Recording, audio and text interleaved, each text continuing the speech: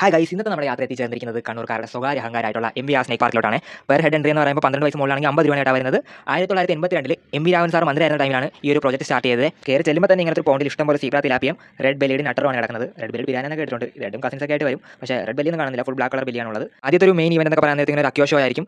ഒരു വലിയ റൂമിലായിട്ട് ഇഷ്ടംപോലെ അക്യോയും വെച്ചിട്ട് കുറേ മീനുകൾ ഇട്ടിട്ടുണ്ട്. തുടക്കത്തിൽ തന്നെ റെഡ് ബെല്ലിയുടെ നട്ടറുണ്ട്, രണ്ട് കറുത്ത വലിയ നട്ടറിന് ഇട്ടിട്ടുണ്ട്, അതാണ് കാണുന്നത്. പിന്നെ അപ്പുറത്തെ അക്യോത്തിൽ സീബ്ര തിലാപ്പി ഉണ്ടായിരുന്നു കേട്ടോ. ഇതെല്ലാം സീബ്ര തിലാപ്പിയാണ്. തിലാപ്പിയുടെ വേറൊരു വെർഷൻ ബട്ടിക്കോ പെരീസ് എന്നൊക്കെ വിളിക്കും. പിന്നെ എല്ലായിടത്തും കാണുന്ന പോലെ നമ്മുടെ ടെട്രാസ്. പിന്നെ ഇത് ടിൻഫോയിൽ ബാർബാണ് കേട്ടോ, ആൽബിനോ ടിൻഫോയിൽ ബാർബാണ്. അതിന് വലിയ സൈസാണ് കേട്ടോ കാണുന്നത്. പൊതുവേ ആ ചെറിയ സൈസൊക്കെ കടകളിലൊക്കെ കാണാറുള്ളൂ. പിന്നെ ഇത് നമ്മുടെ സാധാ ജൈങ്കോരാമയാണ് കണ്ടത്. പിന്നെ നമ്മുടെ അക്യോറിയം ഷാർക്ക് ഉണ്ടായിരുന്നു, ബ്ലാക്ക് ഷാർക്കാണ് കിടക്കുന്നത്, ഇറിഡിയൻ ഷാർക്ക് എന്നൊക്കെ പറയും. ഇതൊരു ടൈപ്പ് കോയി കാർപ്പാണ് കേട്ടോ, കബൂട്ടോ കോയി കാർപ്പ് എന്നൊക്കെ പറയും. ഇത് നമ്മുടെ സാധാ കോയി കാർപ്പ്. പിന്നെ അപ്പുറത്തെ ടാങ്കിൽ ഏഞ്ചൽസ് ഉണ്ടായിരുന്നു.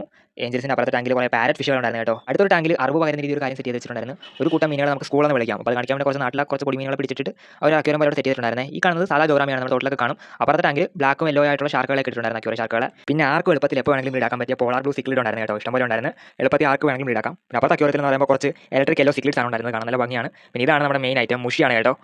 4 ജിമിറ്റൻ സൈസുള്ള മുഷിയുണ്ട്. ഇത് നാടൻ മുഷിയാണെന്നാണ് തോന്നുന്നത്. നാടൻ മുഷി ഒരു അഡൾട്ട് സൈസ് എത്തിയതാണ്. ഒരു കുറച്ചും കൂടെ ഇത് വലുതാവത്തുള്ളൂ. ആഫ്രിക്കൻ ആണെങ്കിൽ ഇത്രയും കൂടെ വലുതാവും. 4 ഉണ്ട് കേട്ടോ.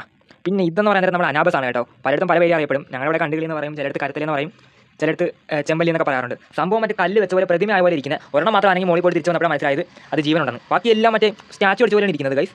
എന്താ സംഭവം അറിയത്തില്ല. ക്ലൈമ്പിംഗ് പരസ്യം എന്നൊക്കെ പറയും. അതായത് മഴയൊക്കെ വരാൻ നേരത്തെ നിരങ്ങി ഒരു തൊട്ടിൽ മറ്റേ തൊട്ടിലോട്ട് പോകും, അതുകൊണ്ട് അങ്ങനെ വിളിക്കുന്നത്. പിന്നെ ഇത് നമ്മുടെ മിസ് കേരള എന്നൊക്കെ പറയാൻ കേട്ടോ, നമ്മുടെ നാടൻ മീനാണ്. ഇങ്ങനത്തെ പേരുള്ള മീനുള്ള കാര്യം പലർക്കും അറിയത്തില്ലായിരിക്കും. പിന്നെ നമ്മുടെ സ്നേക്കഡ് ആണ് കേട്ടോ, അതായത് നാടൻ വരാൽ. ഏകദേശം 3 മരാലിന് ഇട്ടിട്ടുണ്ടായിരുന്നു. അഡൾട്ട് സൈസ് കയറിയത് കാണാൻ നല്ല രസമൊക്കെ ഉണ്ട്. ഇങ്ങനെ അക്യൂറത്തിലേക്ക് ഇട്ട് സ്നേക്കഡിനെ കാണാൻ നേരത്ത്